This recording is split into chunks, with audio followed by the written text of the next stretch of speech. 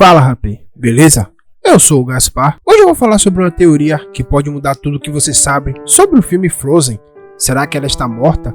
Será que ela é o quinto espírito da floresta? Será que ela e Anna estão separadas para sempre?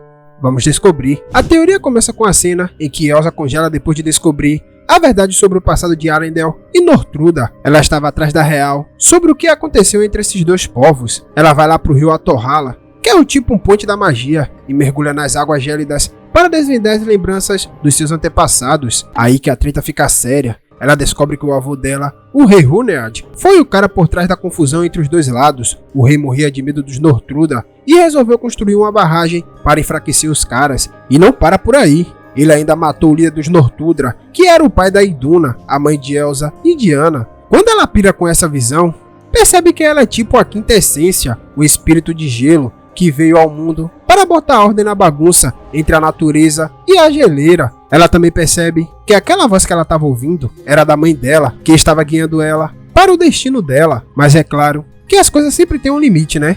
A Elsa acaba indo além do ponto e congela, ficando presa num cristal de gelo. Anna derruba aquela barragem que estava causando o maior problema na floresta, só que isso botou a vida dela e de todo mundo em Arendelle na berlinda. Ela fez isso de boa, provando que estava disposta a se arriscar ao máximo pela vida da mana dela. Quando a Elsa acorda do sono de gelo, a felicidade dela é coisa de outro mundo. Ver a irmãzinha dela viva depois de tudo aquilo é emocionante demais.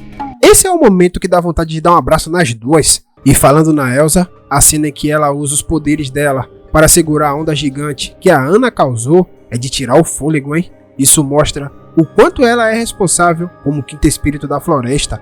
A Elsa manja que a maré que a Anna soltou ia arrasar Arendelle, então ela manda vir com toda a força dela, criando uma muralha de gelo para segurar a onda. E não para por aí, ela também usa os poderes dela para reconstruir o castelo de gelo que ela tinha criado no primeiro filme e que tinha ido para o espaço por causa da maldição. Quando a Elsa volta com uma vibe completamente diferente, é uma virada simbólica. Ela muda o visual, solta o cabelo e veste uma roupa mais leve e brilhante. Isso mostra a transformação dela e a liberdade que ela sente como o quinto espírito da floresta. A personalidade dela também muda, fica mais confiante e alegre. Ela se liga com a natureza e com os Northuldra, se sentindo mais em casa na floresta do que em Arendelle. Depois de passarem por uma montanha de perigos e desafios, elas se encontram de novo e mostra quanto uma se importa com a outra. Elsa agradece a Anna de coração por ter salvo a vida dela e de ter feito o que era certo para a floresta e para Arendelle. A Anna diz que fez tudo isso por causa da Elsa, porque afinal das contas,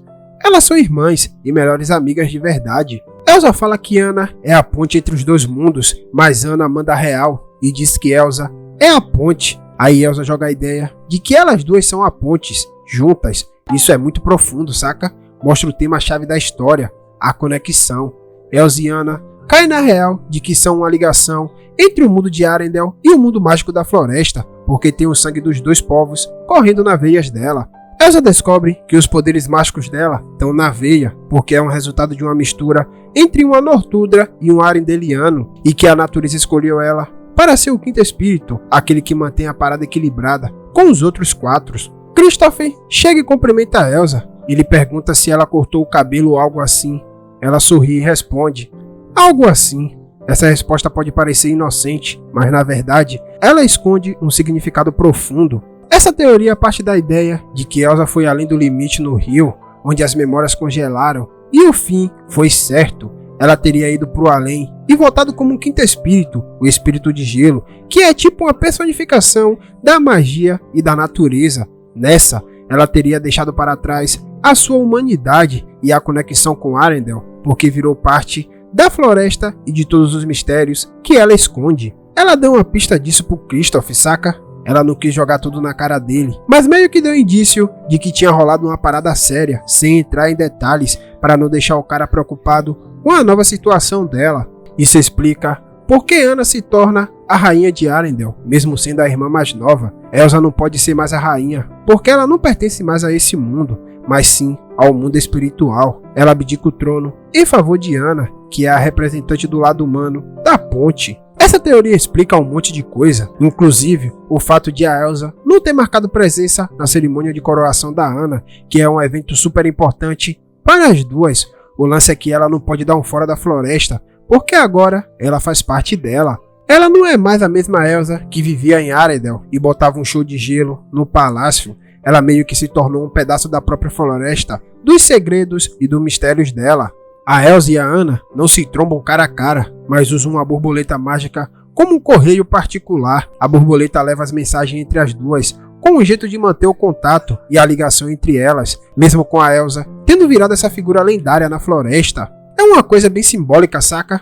Mostra que mesmo com tudo que rolou, a conexão entre as duas continua forte e mágica, assim como o próprio filme. É daquelas sacadas que fazem a história ainda mais incrível. Essa ideia pode causar um choque e até mesmo uma tristeza para muita gente que curte Frozen. Afinal, a história de Elsa e Anna é uma daquelas que a gente torce e se emociona. E pensar na Elsa se afastando de Arendelle e virando o quinto espírito pode ser complicado. Mas o que é massa é que essa teoria traz uma perspectiva diferente e interessante pra trama, saca? Tipo, não sabemos se foi a intenção original dos criadores do filme, mas é uma interpretação criativa e válida. Ela mexe com as ideias que a gente já tinha sobre a história e faz a gente pensar em outras possibilidades. E é isso que é legal na história. Elas podem ter várias camadas e significados, e cada um de nós pode interpretar de jeitos diferentes. No final das contas, o que importa é a conexão que a história gera com a gente, a emoção que ela desperta e as reflexões que nos fazem fazer. E Frozen, de qualquer jeito que a gente veja, continua sendo uma história incrível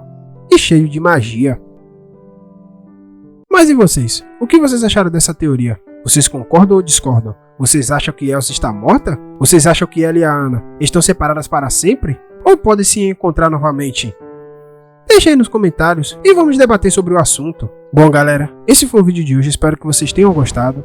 Não se esqueçam de deixar o like e se inscrever no canal, hein? Ative o sininho para que não perca nenhuma teoria assim que sair no canal, beleza? Lembrando, isso é apenas uma teoria, hein? Até o próximo vídeo e corta!